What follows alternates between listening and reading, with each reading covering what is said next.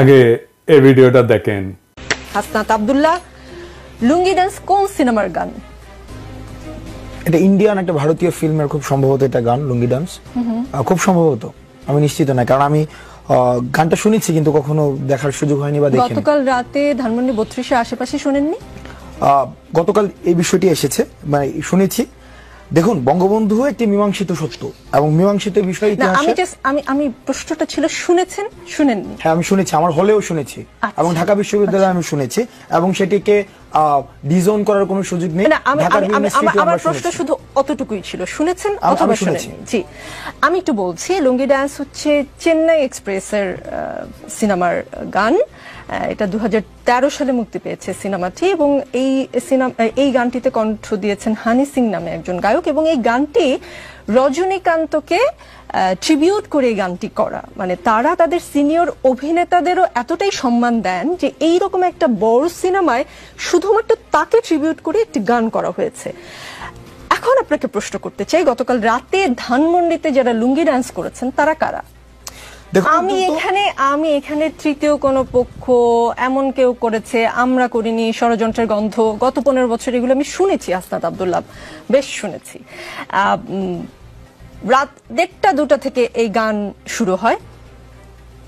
আমাদের সংবাদকর্মী ছিলেন সেখানে 2-3 ঘন্টা বা তারও বেশি সময় ধরে চলে। এতক্ষণ পর্যন্ত আপনাদের কানে খবরটি যায়নি এবং আপনারা এসে সেটা থামানোর চেষ্টা করেননি। এইটা কি আসলে আমাকে বিশ্বাস করতে বলেন? মাইয়ার খুব লাগিছে লুঙ্গি ডান্স নিয়ে দেখতেছি। দাঁড়াও মাইয়া, তোমার ড্যাডির লুঙ্গি খুলে দিচ্ছি, আসো। লুঙ্গি ডান্স কেন দেওয়া যাবি না? শেখ মুজিবকে খুব বেশি বুঝে গেছো না? হ্যাঁ, এই যে বুঝে রাখেন, বুঝছেন? এই যে আওয়ামী লীগ কলে ফিরে আসবে এই যে সংখ্যালঘুর ঘাট ধরে আর নারীর ঘাট ধরে, বুঝছাও? তো এইগুলারে আগে সাইজ করে রাখতে হবে। আচ্ছা, আর একটা জিনিস একটু দেখে নেই, ধানমন্ডি 32 নম্বরের 2 পাশে ব্যারিকেড কে দিছে? সেনাবাহিনী নাকি স্বরাষ্ট্র মন্ত্রণালয়? সিদ্ধান্তটা কার? মানে আমার জানা দরকার আর কি, কুরকুরানিটা কার? সুপুর নাকি উপদেষ্টার? 32 নম্বরকে প্রোটেকশন দেওয়া যাবে না, সোজা হিসাব। 32 নম্বরের সাথে আমাদের সকল বোঝাপড়া শেষ হয় নাই। যে ব্যারিকেড বসাইছেন সেটা সরান।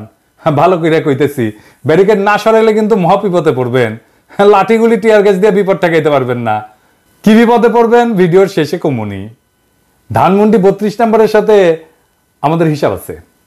ওই বিল্ডিং এর প্রত্যেকটা ইট জনগণ খুলে নেবে, তারপরে ওই বিল্ডিং এর মুক্তি। জনগণের সাথে ফয়সালা শেষ। অনেকে কইতেছেন মুজিবের কি কোনোই ভূমিকা নাই? থাকবে না কেন? হাসিনার মতো একটা রাক্ষসী জন্ম দিছে। মানুষের ঔরসে রাক্ষসী জন্মানোর তো কোনো উদাহরণ নাই আগে, তাই না? আর মুজিব কি করিছে? স্বাধীনতার নেতা ছিল। আজ এনে বিষয়টা দেখি। তো মুজিবের যদি স্বাধীনতার জন্য অবদান থাকে তো জিন্নাহ সাহেবেরও আছে, আছে না? আছে তো। তিনি না থাকলে কি আমরা এই মানচিত্র পাইতাম বাংলাদেশের? এই মানচিত্রটা কার দেওয়া? এটা তো জিন্নাহ সাহেবের দেওয়া। তো জিন্নাহ সাহেবকে আমরা এখন সেলাম ঠুকি নাকি? হ্যাঁ, কি মানবেন? আজ আর একটা উদাহরণ দিই ইতিহাস থেকে। মুসলিম লীগ আমাদের জমিদারি উচ্ছেদ আন্দোলনের নেতৃত্ব দিল। আমাদের যুগ যুগের এই যে তিতুমির যে লড়াই করলো, হাজী শরীয়তুল্লাহ লড়াই করলো, এই যে নুরুদ্দিন লড়াই করলো, এ কার জন্যে? জমিদারি উচ্ছেদের জন্য। তো এই জমিদারি উচ্ছেদ আন্দোলনের নেতৃত্ব দিল কে? মুসলিম লীগ। তো জমিদারি প্রথা উচ্ছেদ করলো কে? আমাদের প্রথম রাষ্ট্র পাকিস্তান উপহার দিল কে? মুসলিম লীগ। তো আমাদের পূর্ববঙ্গের সব রাজনৈতিক নেতৃত্ব করতো মুসলিম লীগ। মৌলানা ভাসানী বলেন, শেখ মুজিব বলেন, শেরে বাংলা বলেন, সবাই কে না? এই মুসলিম লীগ তারপরে ক্ষমতায় যায় জনগণের বিরুদ্ধে দাঁড়ায় মুসলিম লীগ নিশ্চিহ্ন হয়ে যায় নাই? আমরা কি এখন মুসলিম লীগের নামে জয়ধ্বনি দেই, জয়গান করি? মুসলিম লীগের নামে করি না। এত গৌরবজনক অর্জন থাকা সত্ত্বেও তো কেন করি না? তাইলে ওটার জবাব দেন আগে। আচ্ছা, আর একটা এক্সাম্পল দেই ইতিহাস থেকে। বাংলায় বর্গিরা আসতো, জানেন তো? ওই যে খোকা ঘুমালো পাড়া জুলালো, বর্গি এলো দেশে, বুলবুলিতে ধান খেয়েছে, খাজনা দেবো কিসে? 1741 সাল থেকে মারাঠারা বাংলায় আক্রমণ করে লুটতরাজ, ধর্ষণ, কি নাকি খুন খারাপি এই সমস্ত চালাইতে থাকে।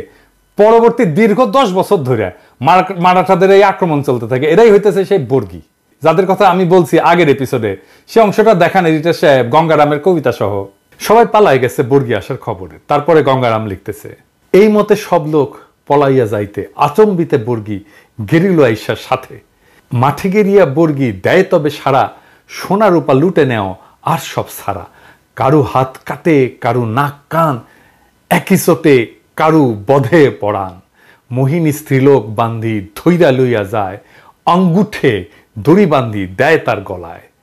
একজনে ছাড়ে তারে আর একজন ধরে, রমণের ভারে ত্রাহি শব্দ ফারে। আকাশ বাতাস কান্দে, কান্দিছে পাষাণ, রাখো কৃষ্ট কালী আল্লাহ ভগবান। কি বুঝলেন? শুধু সম্পদ লুইটা মাইরা কাইতেই যাইতো না, নারীদেরকে নিদারুণ অসম্মান করত। এই ইতিহাস আপনাকে কেউ বলছে? বলেনি, বলবেও না। শুধু শুনবেন 2 লাখ মা বোনের ইজ্জতের বিনিময়ে স্বাধীনতা পাইছি, যেন এর আগে কোনো আমাদের ইতিহাস নাই। এই যে বর্গীদের অত্যাচার, এই যে বর্গীদের আক্রমণ, এই যে বর্গীদের নিপীড়ন, এটা বর্গীদেরকে কে পরাজিত করছিল জানেন? কে বাংলার অসহায় মানুষদের মুক্তি দিছিল বর্গীর অত্যাচার থেকে নিজ বিক্রমে? কে? কোন সেই বীর জানেন? জানেন না? না, নাম বললে অবাক হবেন। সে মুক্তিদাতার নাম আমরা জানি, কিন্তু তার এই অবদানের কথা আমরা কখনো বলি না, বলবো না। কেন বলবো না? কারণ সেই বীর যে বর্গীর আক্রমণ থেকে বাংলাকে বাঁচাইছিল, বর্গীদের পরাজিত করছিল, সমূলে নির্বংশ করছিল, তার নাম হচ্ছে মীর জাফর আলী খাঁ। হ্যাঁ, সেই মীর জাফর, যে পলাশির আম্র কাননে সমস্ত সৈন্য নিয়ে নিশ্চুপ পুতুলের মতো দাঁড়াইছিল, সেই মীর জাফর আলীবর্দী খানের তরুণ সেনাপতি হিসাবে বর্গীদের পরাস্ত আর সমূলে পরাজিত করে। এই জন্য আলীবর্দী খান এতই তারে পছন্দ করতো যে তার সাথে আত্মীয়তার সম্পর্ক করে এবং উড়িষ্যার শাসনকর্তা নিয়োগ করে। শেখ মুজিব আর এক মীর জাফর, স্বাধীনতার আন্দোলনের নেতা, কিন্তু বর্বর স্বৈর শাসক আর হাসিনার ফ্যাসিস্ট শাসনের আইকন। তাই স্বাধীনতা যুদ্ধের ভূমিকা, যা কোনোভাবে মীর জাফরের বর্গীদের বিরুদ্ধে বীরত্বের সাথে লড়াই করার সাথে তুলনীয় না, তাকে আমাদের স্মরণীয় বরণীয় ভাবার কোনো দায় নাই। মীর জাফরের বিশ্বাসঘাতকতা তার মুক্তিদাতার ভূমিকাকে যেভাবে নিশ্চিহ্ন করে দিচ্ছে, ঠিক একইভাবে স্বাধীনতা যুদ্ধে মুজিবের ভূমিকাকে আমরা কোনোভাবেই সেলিব্রেট করতে পারি না। তার স্বৈর শাসন এবং তার ফ্যাসিবাদের আইকন হওয়া তার মুক্তিযুদ্ধের স্বাধীনতার ভূমিকাকে নিশ্চিহ্ন করে দিচ্ছে। যদি মুজিবকে সেলিব্রেট করতে হয়, তাহলে বর্গীদের বিরুদ্ধে মীর জাফরের বিরুদ্ধকে আগে সেলিব্রেট করতে হবে। তাই 32 নম্বরের প্রত্যেকটা ইট আমরা খুলে নেব, ওই বাড়ির ডিনামাইট মাইরা ধুলা মিশাই দেব। ওইটা ফ্যাসিবাদের আইকন। ওই ব্যারিকেড রাখছে না, ওই ব্যারিকেডের উপরে মুদবেন লাইন ধরে স্যাট স্যাট করে, আর প্লাস্টিকের প্যাকেটে করে কাঁচা গু নিয়ে যায়, ওর মধ্যে ছুঁড়ে মারবেন। মানুষের গু হোক, কুকুরের গু হোক, বিড়ালের গু হোক, যাই হোক, ভিতরে ছুঁড়ে মারবেন। যতদিন ওই ব্যারিকেড রাখবে ততদিন ছুড়বেন, ততদিন মুদবেন ওইটার উপরে। কোনোভাবে ওই বাড়িকে টিকতে দিবেন না। মনে রাখবেন, ওই বাড়িতে যদি সংস্কার কাজে কেউ হাত দেয়, সেই এই ফ্যাসিবাদের পুনরুত্থানের জন্য কাজ করতেছে। সেনা পাহারা জয় রাখছেন, সরায় ফেলেন। জনগণের অসমাপ্ত কাজ সমাপ্ত করতে দেন। 15ই আগস্ট গণতন্ত্র মুক্তি দিবস, বাংলাদেশের মানুষ উৎসব করবে, আমরা উৎসব করব। তুই বলার কে রে? হ্যাঁ, লুঙ্গি ড্যান্স না কি করছে? 100 বার করবো লুঙ্গি ড্যান্স। মুজিব বন্দনা বাংলাদেশে করা যাবে না। এই যে যারা কয় যে করলে ইতিহাসের বিরুদ্ধে হবে, ওদের বলবেন মীর জাফর আলী খাঁকে তাইলে আমাদের আগে সম্মান দিতে হবে। ওইটা ইতিহাস না? বর্গীর আক্রমণ ইতিহাস না? খালি পাকিস্তানের শোষণই ইতিহাস?